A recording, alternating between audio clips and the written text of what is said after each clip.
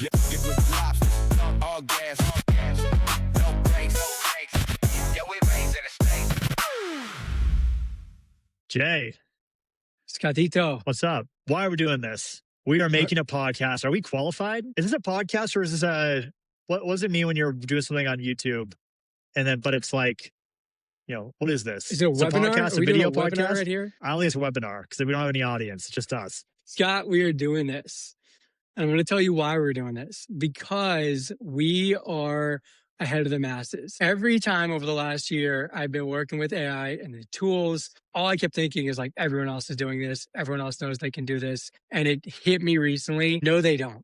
We are a part of the 5% of people who are diving into AI and using it on an everyday level outside of ChatGPT for search. And we've got to share this. I mean, we got to get more people to use this to the benefit. You know what's scary about that comment? We're the 5%, Jay, and we're fucking dangerous. Sorry for the kids at home. We are darn dangerous. Than the We're not being part of the developers. 5%. We're not engineers. We don't have any AI background. We're dangerous. That's scary. What is your background? I'm a BD guy, tech BD, Scott. I've been living in ad tech, slinging widgets, and really not anything. If I didn't have a dev team, I wouldn't be able to build a darn thing. What about you? What have you been doing for the last decade? BD was where operations to BD. Now kind of like in an operations BD sort of role, but same thing. It's like, for my whole career, it's been using the tech that was handed to me from engineering and dev and so on, or SaaS tools that we pay for, to all of a sudden in the last 6 months, the wave of build this yourself, guys, and it's been challenging, but exciting. Well, let me ask you this then. So then with that and you being empowered outside of ChatGPT basics, like what did you dive into and why did you dive into any of it? I use ChatGPT, Claude, Gemini, and a lot it's been led by just like listening to this trends and like which one's better than which one this month. And so now I pay for like 5 different ones. Paying $100 a month probably. Are you using it as Google and asking about Travis Kelce and Taylor Swift, or what were you using it for? If I'm being blunt, I was using it for email polish when I first started out, and then, I've come a long way since then. That was like my first like stab at ChatGPT, but now I'm like using it for, I don't know. I put legal documents into it to see like what does this say. I'm trying to do a renovation on my house. I put my contractor's quote or his full quote into it and was like, where am I overpaying here? It's nuts. What about you? I got into it really heavily about a year ago in chat. I feel like chat's like the gateway drug to it, and a lot of people are using it for that. But ultimately, I was using it and putting in my health data. I had a fitness trainer and nutritionist I used for 2 years, and I was putting in everything that I was discussing with that person. And ultimately, I moved all of that data, just like the chats, the Instagram, and I put it into ChatGPT and like created a project. And it was so good that sadly, sorry, Ryan, I no longer work with the personal trainer because now like ChatGPT, I've built a project. And that was the eye-opening experience where I was like, this is way different. I should be using it way more and building out projects and finding different tools. And then that kind of pushed me to kind of evaluate how I was using it for business and other personal projects. Yeah, I think that's right. Like I find myself really leaning into it with almost anything. My stomach hurts. What could it be? And the results I'm getting out of the chat functions is pretty valuable. And like I've made some lifestyle changes based on that, putting my blood work in and getting a way more comprehensive view of my health than whatever my doctor's quick shorthand on my blood results is. But you know what I think? Like, we're using it for, again, like it's like a smart Google search. And I think where at least I want to see it go is how do you get it to a place where it's starting to think with you and not just when you're eating it, like helping kind of be a step ahead or be a step, in lockstep with you, What do you think? 100%. I feel like, so after the ChatGPT project building, then I started using tools, and I used an email tool to make my emails more efficient and quicker. And then I used, BDR tool to get new outreach. And then after that, a great one, like text to speech across every device. And it saves so much time. You don't even realize it. But it's like, once I lined up all these tools, And I realized I could have built them, but I ultimately too, like I didn't want to put the time in to do it. I'm a big believer in pay professionals. So I wanted to just pay the early professionals who had already started to build this years ago. But once you get those tools, to your point, I want it to be autonomous. I want them to talk to each other. I want them to be synced up. I got into a recent project at work where I built out a RevOps project where I'm feeding it reports, feeding it data, it knows so much about the business. The problem is it's not remembering everything. And then it's hallucinating. And I have Yep. to go back and then it's too much memory and then I have to build out another set of chats. And that's Yep. where I think when you and I started talking, it was like, hey, how do we take this to the next step? How do we build out to the autonomous? Where do we go from here? And what's interesting about all this is like you and I will go through spurts and we'll text like some crazy ideas of starting a business and like, oh, this seems like a good opportunity and it's future forward looking. And we both, I mean, at least I'll speak for myself. I feed that into ChatGPT to see what is it kind of, how does it assess it? And to your point, it loses context so quickly. It's like it starts to cheerlead me in this direction. And then I'm like, no, bring me back down to earth because I know this idea is not that good. Now you hear about all these, at least like people that are like part of that 1% are doing like AI agents using what's it called, OpenClaw, and setting up these like computers that are dedicated to being like this extension of themselves to have the context, remember things like they can text with it like they do you and I text. I know we started like looking into that a little bit, but I personally hit a wall. Yeah, and I think that's so accurate, right? It's like I found this tool, it's called Hey Ron, where essentially it's almost like OpenClaw meets the cloud. And I was like, oh, this is going to be the be all end all. I'm like, Scott, you got to get it. You got to use it. And it works on very simple projects or business ideas, right? Like I built a forecasting tool for the stock market and it's assessing and constantly learning and going to spit out stocks I should buy based on the data. It should do pretty well. But Is it still will tell. working? It's still working. It's still running. It's still constantly pulling for checks. It's just, I have it learning like a 12-step process every single day, really focused on psychology. It's pretty neat. So I'm talking to it, but that got us to a level too, where then we linked it to Telegram and now I'm texting with it. And I know you can have ChatGPT in your pocket, but it's a different level. Once you start to use the autonomous tools or semi-autonomous, you realize wow, like they're always going to be working. They'll get back to you. They can work at 11 at night. You could be working out of the gym, like you said, continue elaborating on where things are, where you just don't get it with more of the simpler, ChatGPT projects. I mean, that's awesome because I was not successful in trying to get Hey Ron or whatever it's called up and running. And so that made me rethink like is how Hey Ron works, which I guess is like in the cloud. It doesn't have like an actual like internet browser and can't do all these things for the user that's running it. Like how do I put that on my own computer? And I think that's where I want to get to. Just that it like has more context and it doesn't like time out, which is what I was running into. Like every day it would forget who I was. I think I set it up wrong to be honest, but So let's give context too, though.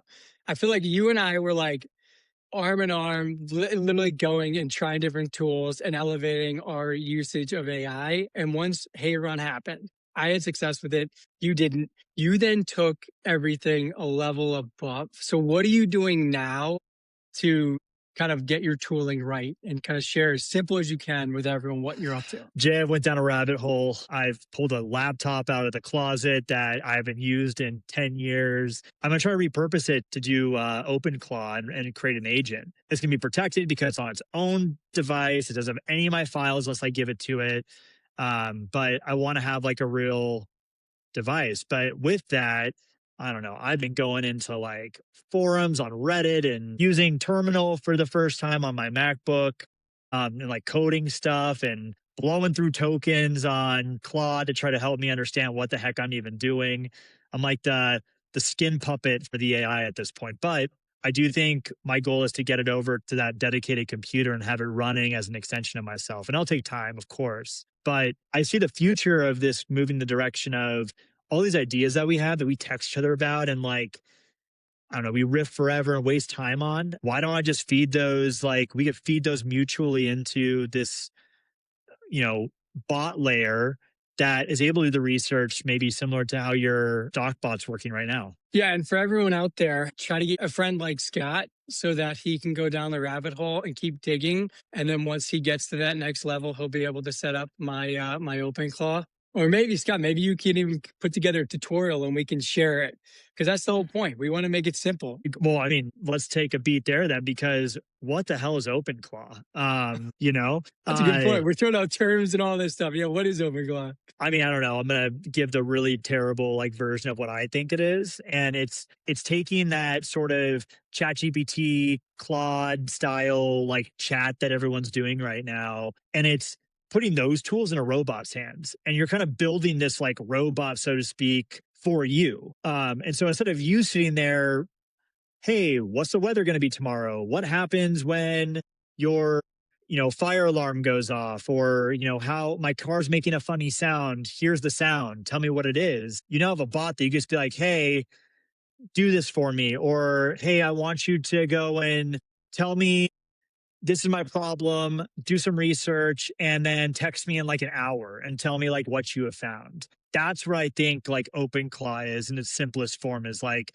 a personal assistant, an executive assistant, chief of staff for you, that you can set it on work task, personal task, whatever you want to do, shop for you, whatever. So, is that kind of how you see it? If I were to simplify it further, and I could be wrong, the way I see it is almost more like that personal assistant, if you will. It's literally having an employee at your side at all times. And the difference between the bots, the agents, is you can have them kind of level up, right? Like get more skillful, right? So who's to say it should just be like an executive assistant? You could have this be like a master class business development exec. You could have it be a master class like operations leader. That's how I view it. And having it just I mean, you can talk to it because you can use apps for it, but it's like having an employee to whatever level you want it to be. Jay, I think it could talk. From some of the stuff I've read, I think it could actually set up to talk to you too and like call you, which just blows my mind. If we can get that to work, we should try to do that for one of the next episodes, because that would be pretty cool. Yeah. I mean, like, so I think we have all these ideas. I think what we're trying to do, crawl, walk, run, is like, how do we get from these chat interfaces like ChatGPT and Claude and stand up a real darn agent that like does what we want it to do? I think that's what we'll work on maybe here as we get started and like see where it goes. But I don't know what your, like, if I was to like pick out like 3 things I was trying to do and like where I see this filling in, I really want to make it so that it can take ideas that I have that are shoestring ideas and really delve into them and assess like, is this a real thing? What about you? Like, that's like one of my top purposes for it. All right. For an agent, I want to get greedy. I want agents, right? I think it was like Paperclip, one of the tools you had talked about,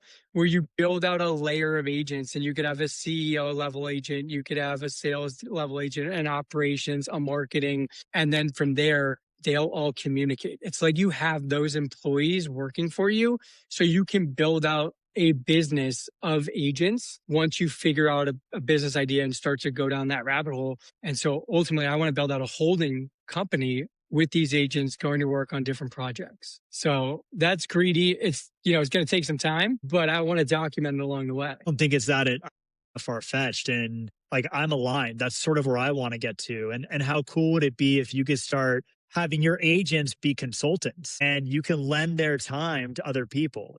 If like you've trained an agent really well or has certain tasks that it's just the best at. Now, if anyone's listening right now too, and people think like what Scott just said is crazy and far-fetched, it's happening now. There are tens of thousands of agents that are literally being licensed out and consulting. So it's already here. So what he said is not crazy at all. I think that's the future, right? It's like, who's the best puppet master? Who's the best like Pokemon agent trainer? Getting these agents stood up, getting their context to be really thoughtful and calculated. And, that doesn't happen easily. Like it takes a lot of like tailoring and craftsmanship and trial and error and honestly like token burn to get them to a state where like they're actually working and doing the tasks they're supposed to do. That's another thing. You just said token burn. I mean, I don't even know. In concept, I know that there's money tied to it, but I don't even know that level of it. So we're going to have to dive into that at some point too. But, there's so many new terms, acronyms, things that people are throwing out, tool names. that it's a learning process along the way, and I don't even know how the token burns work either. I think this hits on like the core, reason or purpose rather that we tried to start this YouTube channel and podcast, whatever we end up calling it, is these challenges I don't think are just shared by you and I. I think maybe we're getting deeper than most. But everyone should start to understand these methodologies and these concepts for how to work with and have really AI work for you. And so I think there's an opportunity for everyone to build together and learn from one another, especially if you come from backgrounds like you and I do, Jay. We're not technical, but we're learning with the help of AI really to empower ourselves with AI.